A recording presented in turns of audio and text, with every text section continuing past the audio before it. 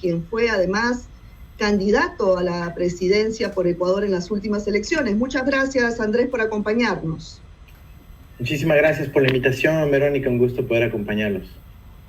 Bueno, ¿cuáles son, digamos, las primeras reacciones frente a este anuncio del presidente Lasso? Bueno, esto es una salida cobarde de Guillermo Lasso. Él tenía la oportunidad de someterse al escrutinio democrático a través de la Asamblea, que a pesar de que era un proceso conflictivo, duro y complicado y difícil, estaba encaminada a encontrar una solución democrática para el país con algo de frescura, inclusive si era su propio vicepresidente como Alfredo Borrero quien iba a asumir.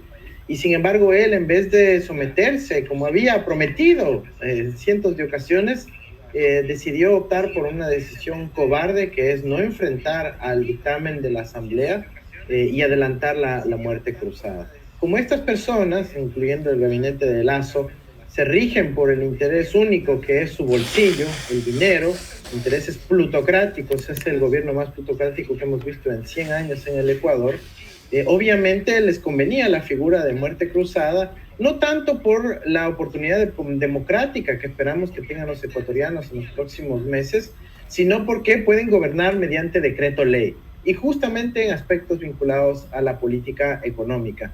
El gobierno de Lasso ya está anunciando, ya emitió un decreto ley en materia tributaria que convierte en confidencial la información del pago de impuestos de los oligopolios y los grupos poderosos del país. Esa información antes era transparente y se publicaba en un portal abierto del sistema tributario del Ecuador. Ahora se lo va a declarar reservado, es decir, beneficia directamente a él y a su entorno plutocrático. Y en segundo lugar, han anunciado ya una reforma laboral que va a eliminar derechos laborales que son conquistas históricas consagrados en tratados internacionales y acuerdos y convenios de la OIT. Entonces, eso es lo que se viene ahora, un gobierno que va a impulsar en los primeros días toda la gran agenda plutocrática en beneficio de unos pocos, y lamentablemente cuentan con el apoyo y respaldo de la élite de las Fuerzas Armadas, ¿no? Entonces, se viene un tiempo muy convulso, muy complicado para el país, con mucha tensión social, no tanto por la cuestión de la permanencia, ¿no?, de Lasso en el poder, sino por una agenda extremadamente plutocrática neoliberal que va a implementar en los próximos días. Ahora, todas estas medidas que se darían por decreto en estos 6 meses que le quedarían de gobierno a Guillermo Lasso, van a ser reconocidas después, porque claro, van a intentar, como tú bien dices, pues hacer todas estas reformas tributarias y otras que beneficien a las élites que gobiernan en Ecuador, pero el pueblo va a aguantar esto, van a aguantar los 6 meses, ¿qué va a pasar? Mira, es justamente la principal tarea que tiene el pueblo ecuatoriano, no tratar de, decir, igual a eso le quedan 6 meses más y ya se va, tendremos una oportunidad. No.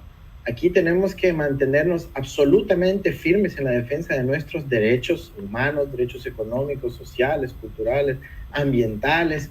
No debemos permitir que un gobierno de salida, sin respaldo democrático, sin el contrapeso parlamentario, quiera venir a imponernos una agenda neoliberal con la cual el pueblo ecuatoriano está absolutamente en desacuerdo.